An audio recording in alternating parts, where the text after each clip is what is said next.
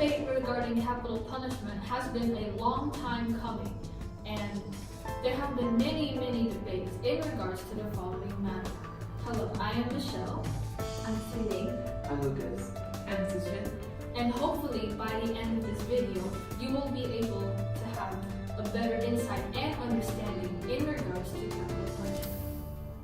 On 10 October 2018, the Minister in charge of Law in the Prime Minister Department had announced that Malaysia government would abolish the death penalty. However, in March 2019, the government announced its decision to retain the death penalty. The death penalty, also known as the capital punishment, remains an issue of international debate today. Many organizations and countries throughout the world had been working towards a complete abolition of the death penalty, a form of punishment that is considered to be ineffective.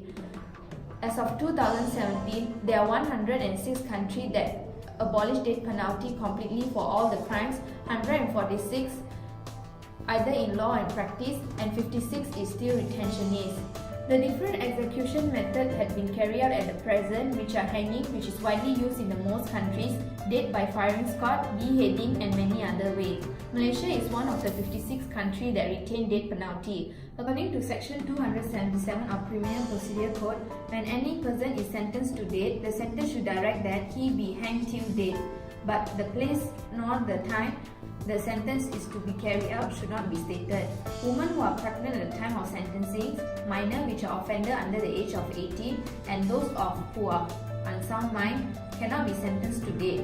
Section 275 of Criminal Procedure Code stated that where a woman convicted with an offence punishable with death is alleged to be pregnant, the sentence to be passed upon should be a sentence of imprisonment of life instead of sentence of death.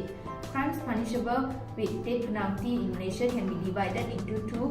Crimes that are punishable by a mandatory death sentence is whoever commits murder should be punished with death under Section 302 of Penal Code, and Section 3 of Firearm Act 1971, penalty of discharging a firearm in the commission of a scheduled offence, the punishment should be sentenced to death.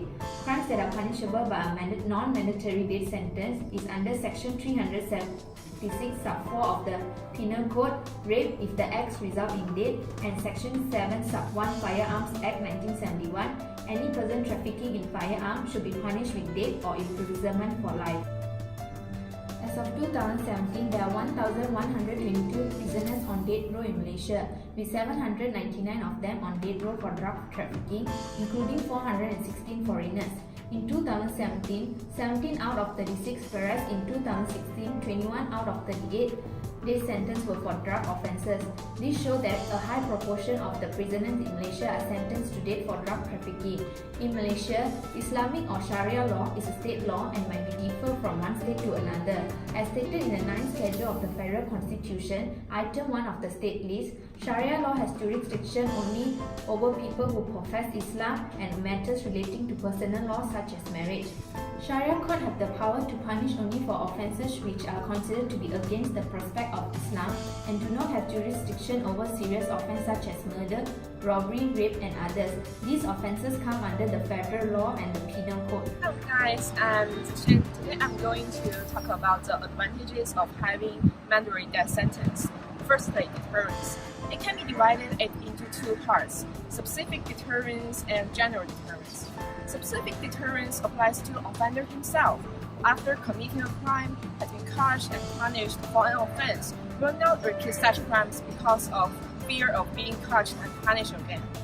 And general deterrence applies to would-be offenders who, looking at the punishment on other criminals, will fear of such same punishment on themselves, so they will not commit such crimes. And the death penalty can be said to be the highest and the most feared form of punishment because of the nature of human beings that we have an inherent of fear of life. And the reducing crime rate, especially murder, can prove the effect of deterrence. For example, in America, from 1933 to 1969, each execution of one offender per year have resulted in additional 7 to 8 live murders. And for all the death sentence in America between year 1977 and 1997, each additional execution of an offender reduced the homicides by 5, and each commutation resulted in more homicides. Secondly, the death penalty provides justice for victims and keeps the general population safe. The life for life theory is based on the principle of retributive justice, which means that the criminals are punished according to the seriousness and moral weight of crimes. In other words, crimes which are more serious and gain more moral outrage, the criminals will be punished more severe. And the justification of the punishment in such theory is right and wrong, not for achieving some future benefits. So it provides justice for victims, especially in the case involving murder, rape, or drug. And the rationale behind of this thinking is that someone who wants to take others' life must pay back his action by giving up his own life. Also, there is an expectation that everyone wants to live a life without threat of harms. So there must be some steps if there are someone who wants to go against this expectation. And although there are some arguments made for rehabilitation, but if there's still someone who decides to go against this expectation no matter what. So the only way to prevent such criminals is to use of death penalty. Thirdly, death penalty resulted in incapacitation. The only purpose is to prevent future offenders and protect society from the offenders and repeated criminals by means of death penalty. Finally, death penalty can maintain the prisoner population at a manageable level. By separating those who are convinced of serious crimes, others will have more rooms to work or rehabilitation programs in future to a better life. And it also benefits financial and spatial effects, because if we put all the criminals in the jail, maybe there will increase the prisoner care. So that's all the advantages of having mandatory death sentence. However, going back to the deterrence hypothesis, studies have shown that although the use of severe punishment as a deterrent may be effective to a certain extent, the precise effectiveness of this method is said to be inconclusive. The analysis of criminal behaviors has shown little support for the notion that there is a direct link between fear of punishment and personal level criminal inhibitions. To quote a journal article, there is a class of people with whom the horror of crime counts a great deal less than the fear of punishment, and it is not the fear of punishment which stops the sacrilegious hands of the assassin. Multiple studies in regards to the deterrence hypothesis have been conducted to further determine the credibility of its origins, in which many of them have concluded and debunked it to be unreliable. Studies and statistics have in fact shown a decrease in crime rates within countries that do not exercise capital punishment. A test was done on multiple countries comparing homicide rates between years prior to abolition and the year after abolition. As can be seen, 8 out of the 14 cases show a decrease in homicide rates in the year following abolition, while only 5 show an increase. If anything, this has proven the lack of evidence of the deterrence hypothesis, and not only that, appears to slightly decrease homicide rates. Another research was done by the Death Penalty Information Center covering a similar topic and has also concluded similar results, with murder rates decreasing significantly throughout the years within non-death penalty states. Deterrence theory proving little to no effectiveness is one thing, while the impact on the state of beings of detained individuals is another. Nothing about prison or jail helps with the mental or physical well-being of any individual. Being put in isolation within a small, confined, dark room definitely takes a toll on anybody through the course of time. And inmates who are being put into death row experience these side effects at an even worse rate than that of regular prison inmates. One of these side effects are known as the death row phenomenon. It is essentially a psychological disorder that inmates on death row go through when they are put into isolation. Inmates affected by this display may display suicidal tendency 10 times higher than the general prison population and suffer from psychotic delusions. According to psychiatrists, the results of being confined to death row for an extended period of time, including the effects of knowing one will die, adding on the poor living conditions within the jail cells, can feel delusions and suicidal tendencies that causes insanity in a form that is dangerous. Prisoners wait years for an execution on death row that spans as long as 8 to 15 years and go through painful isolation of this waiting. And some of these prisoners tend to pass away from natural causes before the actual execution can even take place. Arguments about the death row phenomenon have obviously sparked debates on its tremendous violation of human rights, arguing that the delay and waiting on death row was a factor making capital punishment unconstitutional and cruel to the prosecuted individuals. Why is something meant to reduce criminal behavior as a form of punishment failing to prove its effectiveness? Through research, it can be seen that many of the criminal offenders who enter the justice system are disordered. About 60% of them have at least one mental health problem, and 80% of them have a substance use disorder. The failure to adequately fund public health has resulted in the criminal justice system becoming the repository for many disordered individuals. And if nothing is to be done by the authorities on the focus on rehabilitations and recovery of these prosecuted individuals, the decrease of criminal activity would very unfortunately be unlikely to improve over time. Capital punishment is not something that is foreign or unfamiliar to most Commonwealth nations. With that being said, some Commonwealth countries have since abolished that penalty. Here are two examples of such countries. We first start with the United Kingdom, Great Britain, and Northern Ireland. On the 13th of August 1964, Peter Anthony Allen was executed at Walton Prison in Liverpool, and Gwen Alvin Evans was hanged at Strangeways Prison in Manchester for a murder they jointly committed. This was the last recorded hanging that took place. However, the Murder Act was only repealed on the 8th of November 1965, well over a year after the last death sentence was carried out. It was said that another vote would be carried out 5 years after the Murder Act was repealed. However, based on the absence of a capital punishment in the UK today, you could take a wild guess which direction that vote went. In 1971, arson in a royal dockyard ceased to be a capital punishment. It took another 27 years in the year 1998 for treason and piracy with violence-related crimes to be no longer considered for capital punishment. This is due to the abolishment of the 1795 Treason Act, thus removing that penalty completely. Northern Ireland abolished capital punishment on the 25th of June 1973. In Papua New Guinea, treason and piracy was the only exception to capital punishment, as that penalty was abolished for ordinary crimes. It was however reintroduced in 1991 for crimes related to willful murder, although no executions occurred. The last execution took place on the 14th of November 1957, when a man named Aro was hanged because he murdered his 2 wives. In 2013, there was quite an amount of pressure on the government to reboot the death penalty because of the baffling amount of rape and murder cases. Now, here are some countries that retain the death penalty. We'll first talk about Samoa. The situation in Samoa is pretty interesting because they are retentionists. However, with that being said, it has been a while since they've exercised the power to execute, as the last execution took place on the 1st of April 1952 by means of hanging. The man who was executed murdered his wife with an axe. Closer to home, Singapore is also a country that has retained capital punishment. It is believed that between the year 1991 and 2000, some 340 people have been hanged.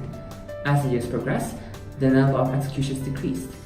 Shortly after an execution on the 9th of January 2009 at Changi, a review of the death penalty ended the mandatory death sentence for drug trafficking. This remained in effect until July of 2014, where 2 men were executed because they chose simply not to continue with the appeal process. We then finally come to Malaysia. It is reported that in 2005, Malaysia has executed 358 people in the past 24 years. As of last year, it is reported by the Malay Mail that Malaysia ranked 4th in the Asia-Pacific region in terms of giving out death sentences, a total number of 190 capital punishments. It is also noteworthy that Malaysia takes the 5th place when it comes to prisoners waiting for their execution at a jaw-dropping number of 1,275 people. The debate on the practicing of capital punishment has been a very long time coming. In Malaysia, individuals may be sentenced to the mandatory death penalty for offenses such as drug trafficking or even waging or attempting to wage war against the Yang di Pertuan Agong. Dr. Liu Wei-kyong, a member of the Sandakan Parliament, had announced on November that there were plans to abolish the death penalty for 32 offenses under 8 acts of law. And if approved by Parliament, capital punishment will be replaced with a minimum of 30 years in jail. Though seemingly progressing well, it was recently announced that Malaysia has rolled back on their plans to completely repeal the death penalty, saying that while the government will abolish a mandatory capital punishment, it will leave for courts to decide whether a person convicted of a serious crime will hang. This planned move has been controversial in conservative Malaysia, with an online poll conducted jointly by 3 major newspapers, showing 80% of 22,000 individuals opposing it. Non-governmental organizations, however, have called on the current opposition to support the plan to abolish the death penalty, as said by National Human Rights Society President Gurdail Singh Nia. A death penalty is irreversible. There have been cases where the wrong people have been sentenced to death for a variety of reasons, including poor quality of defense. Thus, innocent lives are put at risk. Also saying that the government can perhaps put alternative methods such as the provisioning of funds in helping families of crimes heal into consideration. Lawyers of Liberty, a local human rights organization, too, have slammed the government's U-turn on repealing the death penalty, stating that the decision is shocking, unprincipled, and embarrassing. Notable cases that sparked a debate on capital punishment in Malaysia, including one involving brothers Ramesh and Sasivaranam Jayakumar, along with Gunasekar Pichai Muthu. The two were convicted of murder and executed on 25th of March by hanging. That was in fact conducted in secret and had the news only reached their families 2 days prior to the day both were to be hanged. Muhammad Luqman, whose death sentence for distributing cannabis extract for medical purposes has also sparked a public outcry and led to a national review of both the death penalty and drug laws. From our opinion, we think Malaysia should not abolish the death penalty. We are taught from our earliest year that actions have consequences.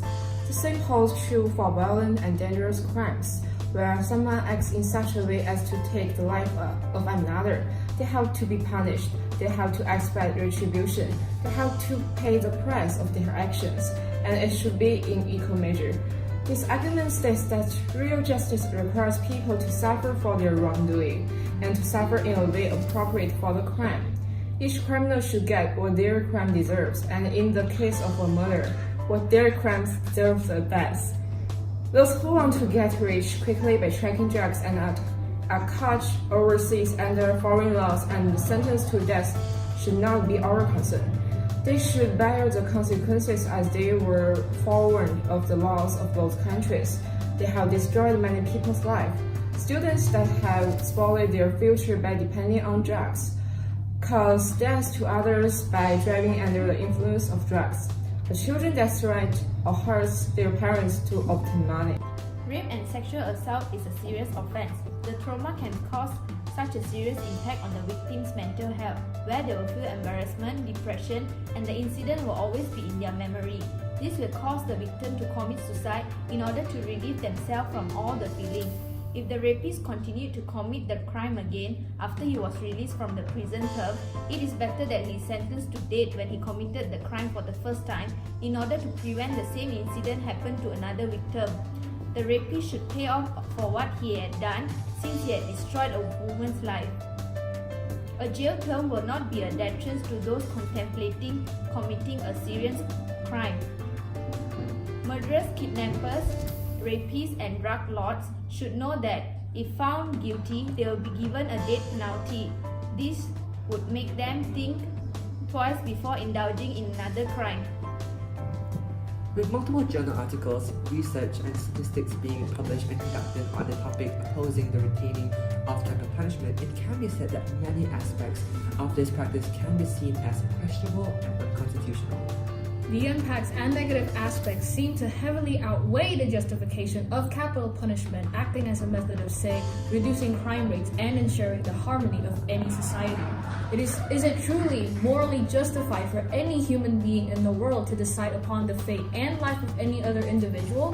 Who are we to decide whether others live or die? Is this truly an act of justice, or merely one of a twisted sense of vengeance?